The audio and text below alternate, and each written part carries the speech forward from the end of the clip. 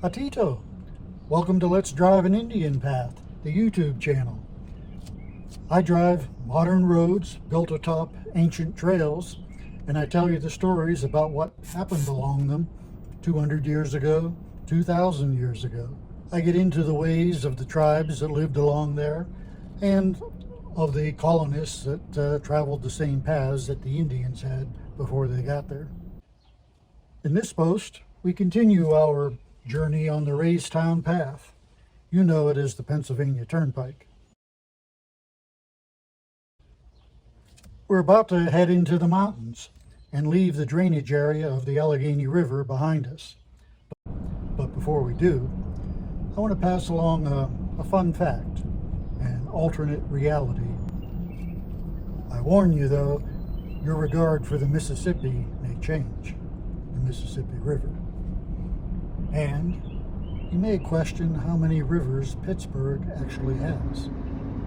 No, I'm not referring to the bogus fourth river that Pittsburghers like to think they have. Us Pittsburghers, we're pretty greedy about our rivers.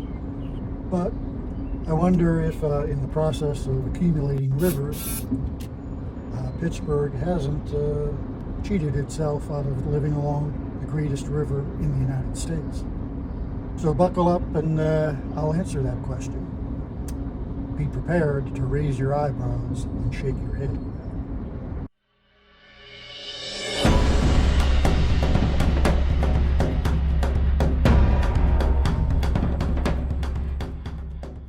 Today, people in Pittsburgh count 3 rivers. Maybe you know the names. The Allegheny and Monongahela rivers run into each other and form the Ohio River. 3 rivers. The confluence of 3 rivers. But the Seneca, Shawnee, and Lenape tribes only counted 2 rivers. The French only counted 2 as well. How could that be? Did the British engineers, when they came to build Fort Pitt, did they also dig a 3rd channel, a 3rd river? Nah, I think the British and colonial land speculators, ones like George Washington, counted 3 rivers because they were all about marketing land. We're talking about Indian land. It was land that was, or was about to be, theirs. Maybe they thought 3 rivers sounded better than 2. In fact, it remains a big part of Pittsburgh marketing today. Early maps show a single river joined by a second.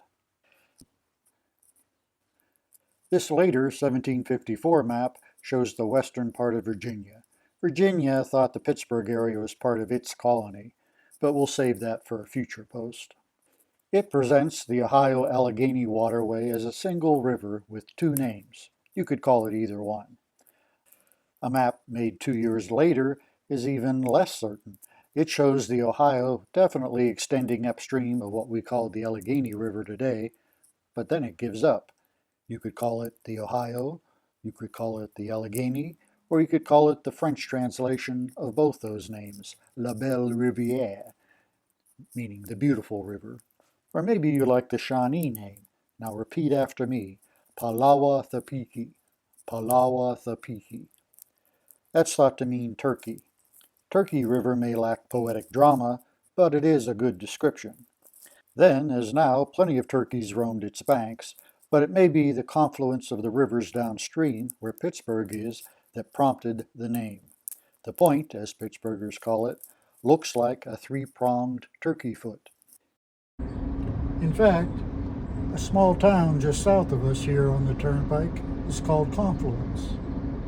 It used to be called Turkey Foot. Indians and colonists thought the merging of streams there with the Youghiogheny River, all tributaries to the Allegheny, looked like a turkey foot. So, if not for General John Forbes naming Peterborough after his boss in England, the city might be known today as Turkey Foot, or perhaps Palawa-Thapiki. The Palawa-Thapiki Steelers. That's an alternate reality. Now, let's get into the category of more is less. By counting 3 rivers, Pittsburgh's founders may have cheated themselves of living along one of the nation's longest rivers. and arguably the biggest. If you figure the Ohio Allegheny as one river, it would be 1,300 miles long, 1,300 miles. That's a pretty big river. But the Mississippi is still 1,000 miles longer. So what am I talking about? How could the Ohio Allegheny compete with the Mississippi?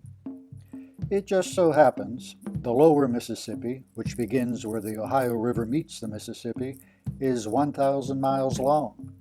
It's 1,000 miles from there to New Orleans. It also just so happens the Ohio usually has more water flowing in it than the upper Mississippi. One could argue the Mississippi is a tributary of the Ohio rather than the reverse. So, add the 1,000 mile long lower Mississippi to the Ohio and you have a 2,300 mile long river. The skinny, muddy Missouri River still comes in 40 miles longer. Oh well. But by water volume, the Ohio would come out on top. The muddiness of the upper Mississippi you see here comes from the Missouri, which joins the Mississippi just upriver. That muddiness continues downriver. Maybe early geographers couldn't get them to call such a river Ohio or La Belle Rivière or Beautiful. They went with Mississippi. In the Algonquin language used by the Ojibwe tribe, it means Great River. If, in an alternate reality, explorers and surveyors opted to see the Allegheny and Ohio and lower Mississippi as one river, then the watery east-west divide of the United States would be called the Allegheny River, or the Ohio River, or Palawa-Thapiki. But school children in that alternate reality missed the fun of spelling Mississippi. They also missed the fun of counting seconds. 1 Mississippi, 2 Mississippi, 3 Mississippi.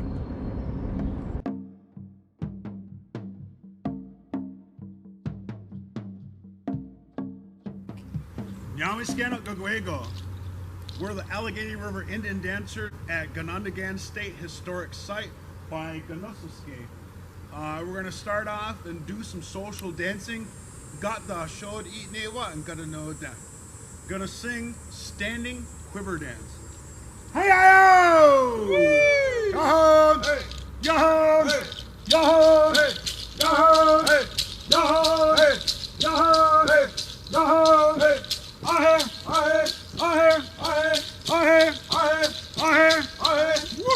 Woo! When he your hand, when he